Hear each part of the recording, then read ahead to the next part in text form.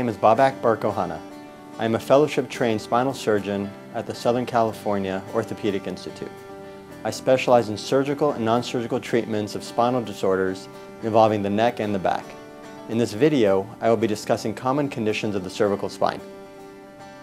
The cervical spine consists of 7 bones called vertebral bodies. These are labeled C1, C2, C3, C4, C5, C6, and C7. In between each of these bones is a disc, which acts as a shock absorber. This disc is similar to a jelly donut in that there's a harder outer layer and a softer jelly center. The spinal cord and nerves lie directly behind this bone disc complex. There are a spectrum of conditions associated with the cervical spine, including sprains and strains, arthritis, disc disease and degeneration, disc herniations, spinal stenosis, fractures, and tumors. As there are a spectrum of conditions, there are a spectrum of symptoms.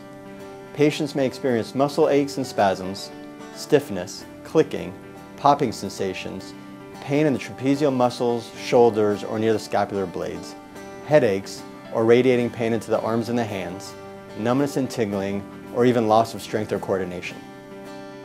I recommend that a patient should be seen by a physician if their pain lasts for more than 7 to 10 days, despite conservative measures which include ice and heat, stretching, rest, anti-inflammatory medications.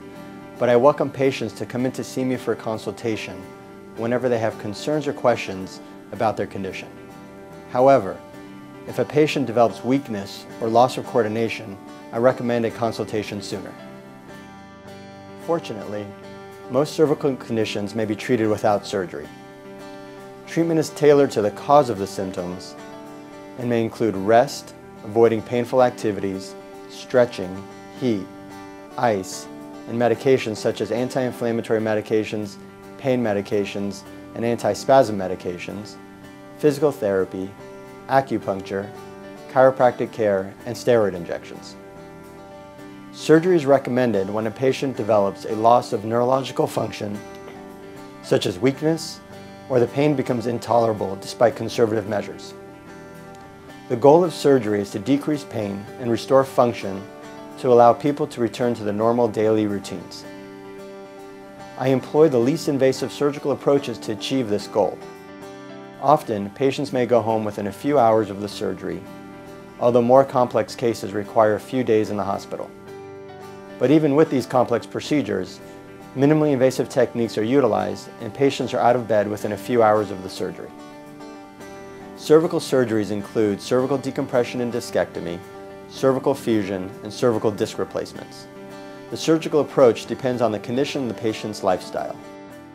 For example, as discussed, the disc is similar to a jelly donut. If you squeeze the donut, a piece of the jelly can squirt out. In the spine, when a piece of the disc pushes out, this is called a disc herniation. This causes pressure on the nerve, resulting in pain. In this instance, a 1-inch incision is made in the neck and the disc is removed, thereby relieving the pressure on the nerves and alleviating the pain. The disc is now replaced with an artificial disc. With this, motion is maintained and patients are ultimately able to return to all sports and activities without restrictions. This is just one of the many advanced, minimally invasive surgeries performed at the Southern California Orthopedic Institute. Once it has been decided to proceed with surgery, the patient will need a preoperative medical clearance, including blood work, chest x-ray, and an EKG. Certain medications need to be discontinued 1 week prior to the surgery, including vitamins, fish oils, blood thinners, and anti-inflammatory medications. The patient will not be allowed to eat or drink anything after midnight the night before the surgery. A few days prior to the surgery, the patient will come in for an office visit, at which time I will go over the details of the surgery and what to expect after the procedure. This is an opportunity to have all of your questions answered prior to the surgery. After surgery, I recommend that the patient ambulate 3 to 4 times per day, 5 to 10-minute walks either in the house or in the neighborhood. Walks could be longer and more frequent if tolerated.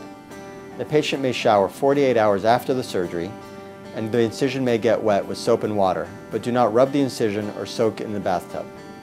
10 to 14 days after the surgery, the patient will be scheduled for a follow-up visit, at which time physical therapy will be prescribed. Depending on the surgery, the patient may be on BLT restrictions, which include no bending, lifting, or twisting. Periodic follow-ups will be arranged every 6 weeks. To protect your spine, I recommend maintaining good flexibility and core strength. Stay fit and keep the weight down as much as possible, as excess weight will deteriorate the discs in the spine. It has also been shown that smoking causes degeneration of the spinal discs.